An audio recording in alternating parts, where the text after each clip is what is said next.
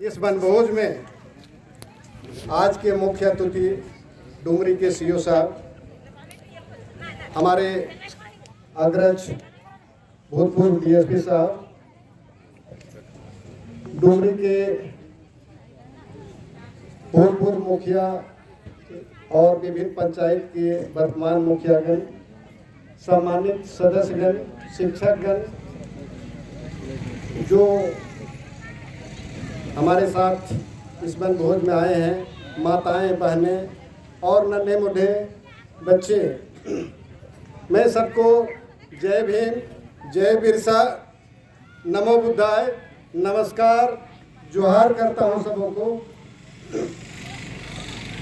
ये आज हम लोग यहाँ आए, बहुत ही खुशी लग रही है कि ये ऑल इंडिया कॉन्फेडरेशन अनुसूचित जाति जनजाति संगठनों का अखिल भारतीय परिसंघ, ये संघ ही बना था कि जो जिस समय में दिक्कत थी तो जो नौकरी पेशे में हैं, जिनके लिए रिजर्वेशन की ज़रूरत है या उन पर जो प्रताड़नाएं होती थी उनको बचने के लिए, ये 1997 में जब बना उस समय 5 डीओपीटी ऑर्डर्स ला के जितने भी रिजर्वेशन था सबको ख़त्म कर दिया गया। अभी हम लोग के वर्तमान राष्ट्रीय अध्यक्ष जी हैं डॉक्टर उदित राज, जो इंडियन रेवेन्यू सर्विस में नौकरी करते थे, लेकिन जब रिजर्वेशन ख़त्म हो गई तो उन्होंने अपना नौकरी को तिलांजलि देते हुए इनका गठन किया कि इन पर लड़ाई लड़ा जाए। और ये 5 डीओपीटी ऑर्डर्स आने के बाद सभी रिजर्वेशन ख़त्म हुआ था। ये कंटिन्यूअस लड़ाई लड़ने लगे दिल्ली के रामलीला मैदान में 97, 98, 99, 2000 में जाके ही अटल बिहारी की सरकार थी तो संविधान में परिवर्तन किया गया कि संविधान 81, 82 और 85, जिसमें पुनर्स्थापित किया गया कि रिजर्वेशन रहेगा, बैकलॉग रहेगा, रिलैक्सेशन रहेगा, प्रमोशन में रिजर्वेशन मिलेगा। ये बहुत दूरदर्शी बोलेंगे कि हमारे कार्यकारी अध्यक्ष भाई छोटू राम जी ने कहा एक समय था कि सामने हांडी बांधते थे, पीछे झाड़ू बांधते थे। ये तो कहानी सुनने में अच्छा लगता है, लेकिन अभी जो समय आया है शायद वो समय पुनरावृत्ति हो रहा है, शायद हम देख नहीं पा रहे हैं उस चीज़ को। आज़ादी के बाद में अभी 73 साल में जितनी भी सरकार यहाँ बनी, बहुत सारे पब्लिक सेक्टर अंडरटेकिंग्स, सेल, भेल, रेल जो भी है सबको बनाया, लेकिन इधर सब चीज़ को कि हमको धरातल में ले जाने के लिए या तो प्राइवेट कर रहा है या तो बेच दे रहा है। जहां हमको रिजर्वेशन मिलता जो बाबा साहब के बनाए संविधान के तहत, संविधान तो है लेकिन संविधान को दूसरे तरफ से बदल दे रहा है कि जहां हमको नौकरी मिलनी थी संस्था को ही बंद कर दिया जा रहा है, अब हम नौकरी नहीं कर सकते हैं। अभी बात रह गई कि अभी देश में चल रहा है कि किसान आंदोलन कर रहा है। किसान आंदोलन हमारे लिए कर रहा है कि वो किसान का जमीन आज चला जाएगा तो किसान कहीं का नहीं रह जाएगा, झुग्गी झोपड़ी लेके चल जाएगा शहर में। और किसान को झुग्गी झोपड़ी में भेजने वाले कौन हैं? थोड़े गिने चुने जो पूंजीपति लोग, जिनके हाथ में औने पौने दाम में सरकारी संपत्ति को बेचा जा रहा है या छूट दिया जा रहा है, उसके हाथ में बेचा जा रहा है और हम आपको गुलामी की ओर भेज रहा है। हम इस ओर लंबे नहीं जाएंगे। हम स्टेट बैंक ऑफ इंडिया में कार्यरत थे। हम बोलना चाहेंगे कि कोई भी चीज़ नामुमकिन नहीं है, ठानना आपको है, रास्ता अपने निकलेगा। हमने जब ज्वाइन किया, मैं धनबाद में ही यहाँ पर ज्वाइन किया था चिरकुंडा में, तो कहीं लोगों से सुनने को मिला कि नहीं सो ये तो रिजर्वेशन कोटा के लोग हैं, ये हमारे दिन में कहीं पर सुनाई पड़ा। उसी दिन से हमने सोचा कि ना, ये बोलने वाले हैं, इनका मुंह को बंद करना होगा। हमने सबको बैठा के जोड़ने का प्रयास किया कि state bank SC/ST employees welfare association बनाया। यहाँ से उस समय जब झारखंड और बिहार अलग नहीं हुआ था, जब बिहार जाते थे वहाँ का साथी इतने डरे हुए थे कि हम लोग से बात करने के लिए डरते थे। छुप छुप के गांधी मैदान में बात होती थी, लेकिन हम लोग जिद्दी थे कि इसको करना है, जिनका मुंह बंद करना है मुंह बंद करना है।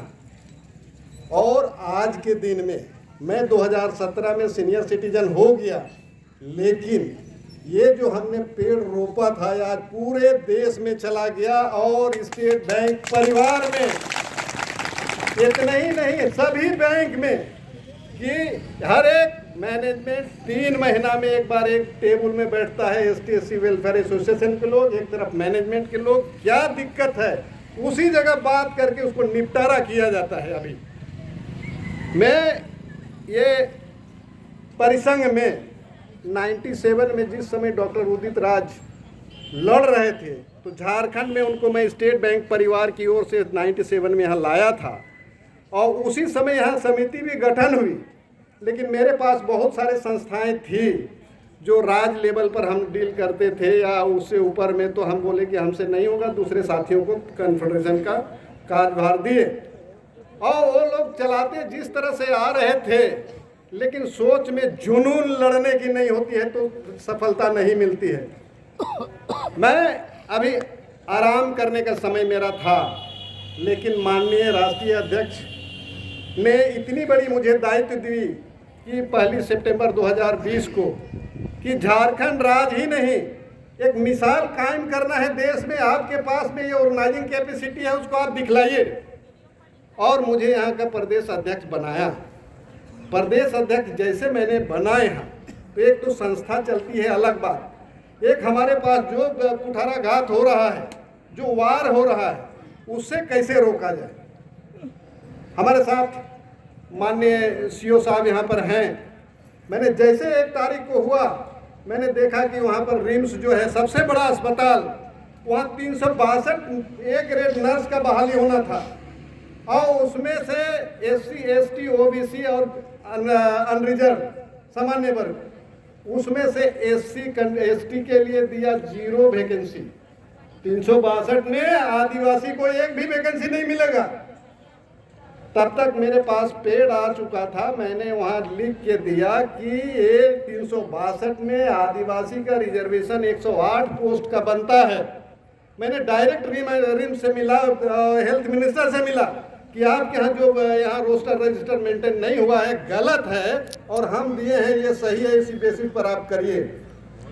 उन्होंने हमारी बात को बहुत सीरियसली लिया और सरकार के स्तर पर एक विशिष्ट समिति बनाया इंक्वायरी के लिए और दूसरा रिम्स प्रबंधन भी अपना रखा।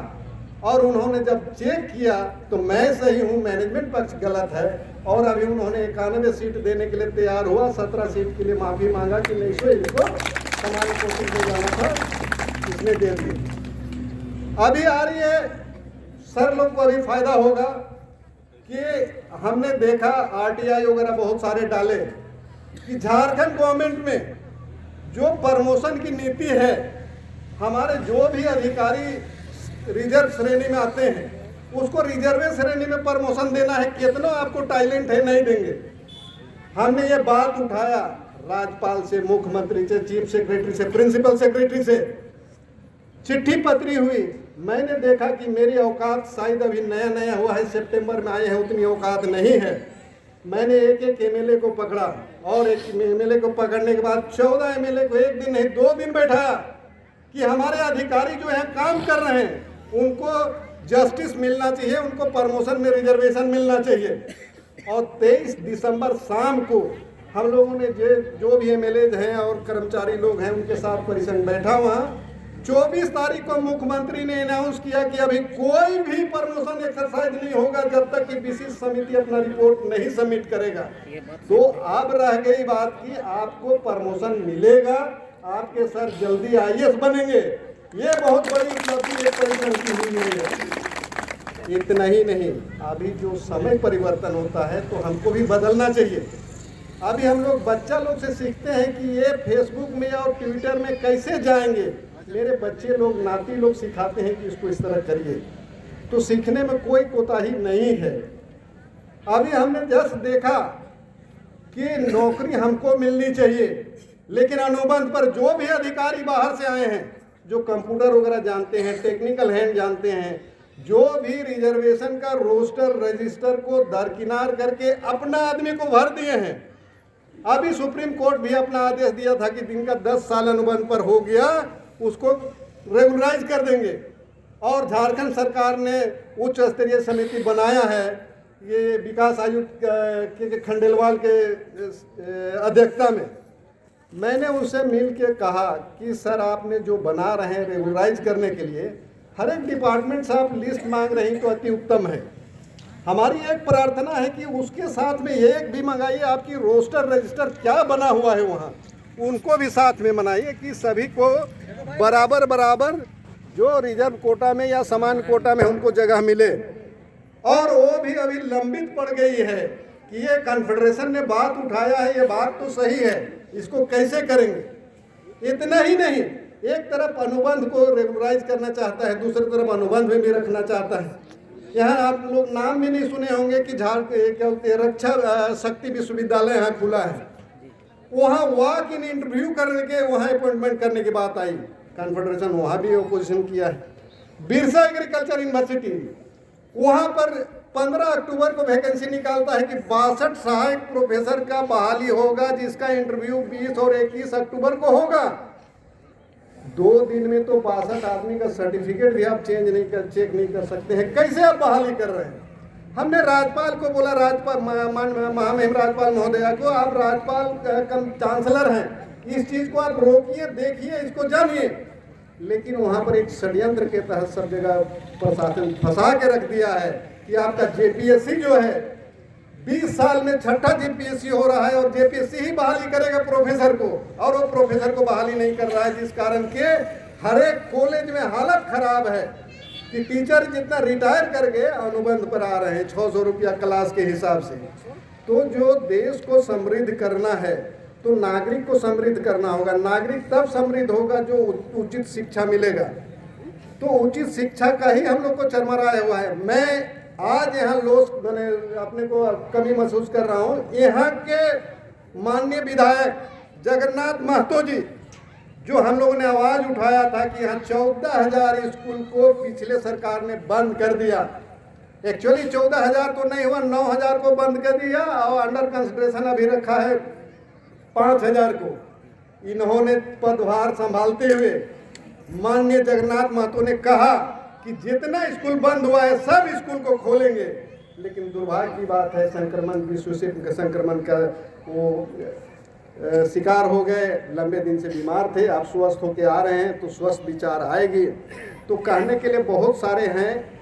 भाई ने कहा कि माता सावित्रीबाई फुले, हम लोग शिक्षक दिवस मनाते हैं 5 सितंबर को। शिक्षक दिवस एक्चुअली मनाना चाहिए था उनके जन्मदिन में।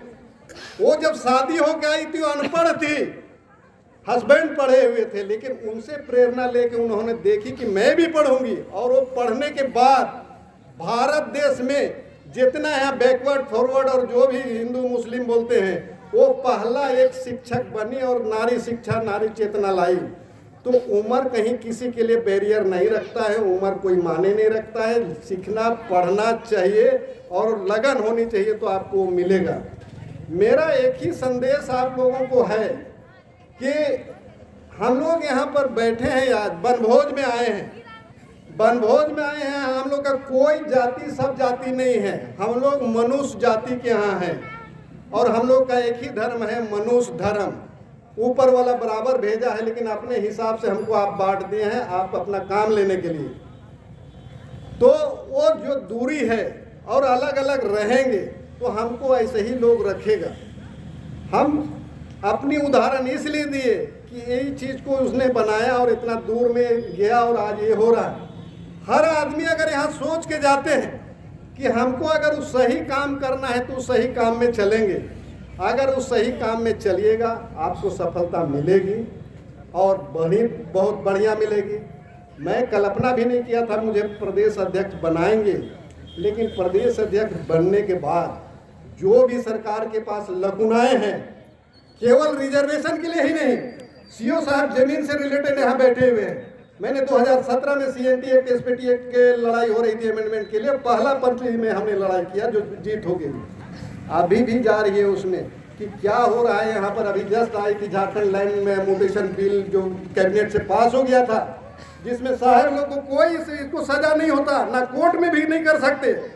हमने उनका कॉन्फेडरेशन से विरोध किया कि नौकरी करते हैं सबकी अपनी दायित्व होनी चाहिए, गलत है तो उनको सजा होनी चाहिए, नहीं गलत है तो उनको छोड़नी चाहिए। लेकिन ऐसा संसार में कोई नहीं है कि कोई अधिकारी है जिसको कि आप दूध का धोया इसे छोड़ दें। ये मैंने महामहिम राज्यपाल को इसलिए दिया कि 5वीं अनुसूची का वही हकदार है, उन्हीं के पास शक्ति प्रदत्त है, और उसको भी उन्होंने रोक दी। सीओ साहब यहाँ साथ में, हमें बार बार नाम ले रहा हूँ, यहाँ 8 महीना हो गया था, ट्राइब्स एडवाइजरी काउंसिल नहीं बना।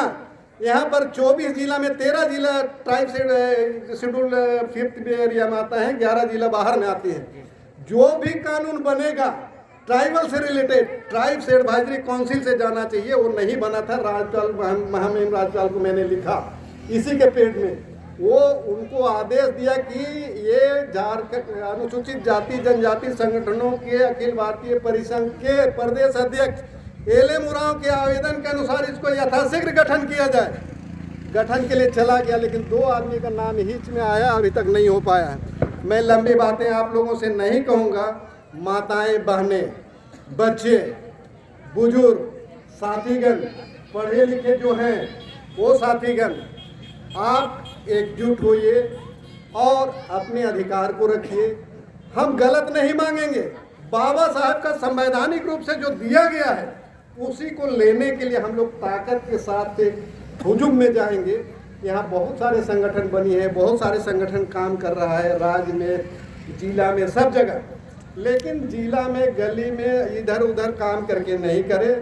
जो भी अधिकार आपको राज्य से, पंचायत से लेके देश तक के लिए लड़ाई लड़े, और प्रेजेंट यदि हम बचेंगे तो मेरे बाल बच्चे बचेंगे, मेरा अगले पीढ़ी बचेगा।